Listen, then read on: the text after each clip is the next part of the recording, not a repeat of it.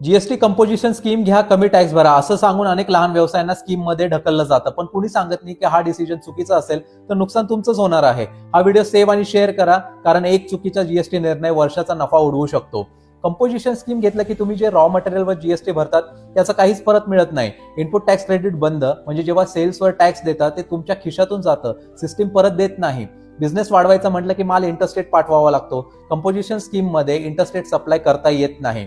Composition घेतलं की E कॉमर्सवर विक्रीची परवानगी नसते, म्हणजे अमेझॉन, फ्लिपकार्ट, मिशो एक्सेट्रा इथे तुम्ही विक्री करू नाही शकणार. टॅक्स कसा मोजला जातो इथे, तर प्रॉफिटवर नाही, टर्नओव्हरवर. मार्जिन कमी असलेल्या एफएमसीजी किंवा किराणा बिझनेसला याचा डायरेक्ट तगडा फटका बसतो. उत्पन्न मोठं दिसतं पण प्रॉफिट गायब होतं, त्याचं काय?